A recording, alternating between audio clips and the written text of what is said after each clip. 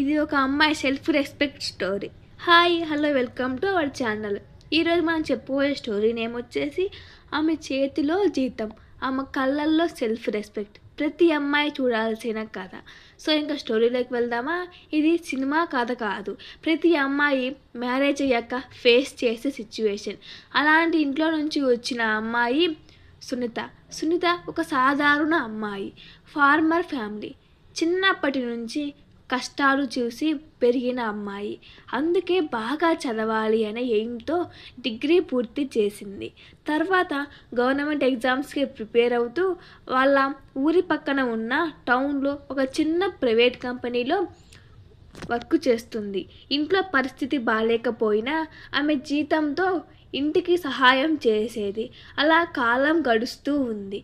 1 year దాటాక middle class families ఏం ఆలోచిస్తారు? ఆడపిల్ల ఎక్కువ రోజులుంటే భారం అని ఇంకా పెళ్లి చేయాలని డిసైడ్ అయ్యారు. చేసేశారు కూడా. పెళ్ళైన మొదట్లో అన్నీ బాగానే ఉన్నాయి. కొత్త ఇల్లు, కొత్త ఆశలు, కొత్త జీవితం. అలా అత్తారింట్లో కాలం గడుస్తూ ఉండగా ఒకరోజు సునీత తన భర్త అజయ్ని నాకు జాబ్ కొనసాగించాలి అనిపిస్తుంది అని అడిగింది. ఆ ఒక్క క్షణంలో అజయ్ మనకు అవసరం లేదు, నేను సంపాదిస్తున్నాను కదా అన్నాడు. ఆ మాటల్లో ప్రేమ ఉంది, కానీ సునీత దానికి కన్విన్స్ కాలేకపోయింది.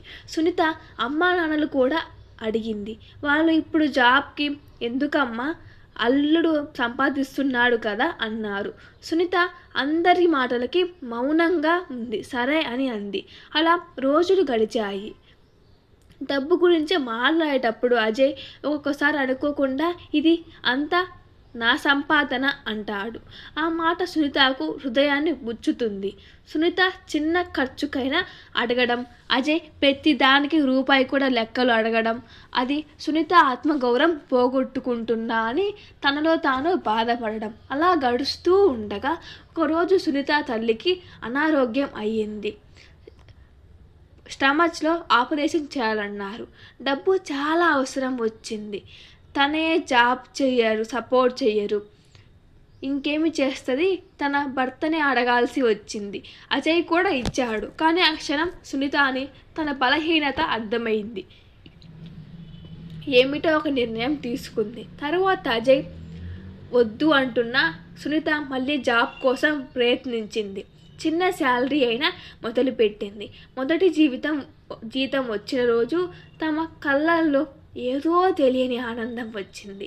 కళ్ళు ఆనంద బాష్పాలతో నిండాయి. ఆ రాత్రి సునీత ప్రశాంతంగా నిద్రపోయింది. ఎందుకంటే ఆమెకి మళ్ళీ తన మీద నమ్మకం వచ్చింది. తర్వాత రోజు ఆ జీతంతో తల్లికి మందులు కొన్నది. కొన్ని రోజుల తర్వాత అజయ్ సునీత ఇప్పుడు కాన్ఫిడెంట్గా ఉంది. ఆమె మాట్లాడే తీరు మారింది.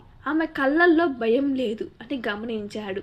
ఒకరోజు అతను నెమ్మదిగా, నిన్ను ఆపడం నా తప్పే, నీ మీద నాకు చాలా గౌరవంగా ఉంది అన్నాడు.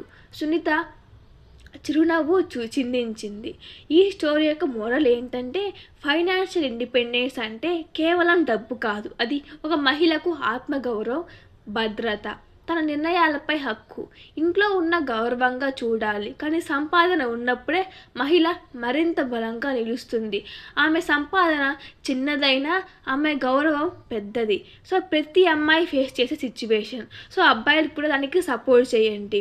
సపోర్ట్ చేయకుండా దాన్ని నెగిటివ్గా తీసి మాట్లాడమాకండి. ఆ అమ్మాయి చాలా బాధపడుతుంది. ఒకసారి ఛాన్స్ ఇచ్చి చూడండి. అలాగే ఎప్పుడు ఏ అమ్మాయిని ఆత్మగౌరవం విషయంలో బాధపెట్టమాకండి. ఎక్కువ మిడిల్ క్లాస్ ఫ్యామిలీస్ ఇలా జరుగుతున్నాయి. మీ లైఫ్లో కూడా ఇలా అనిపించిందా? అయితే కామెంట్ చేయండి. Thank you for watching. Please share and subscribe and like.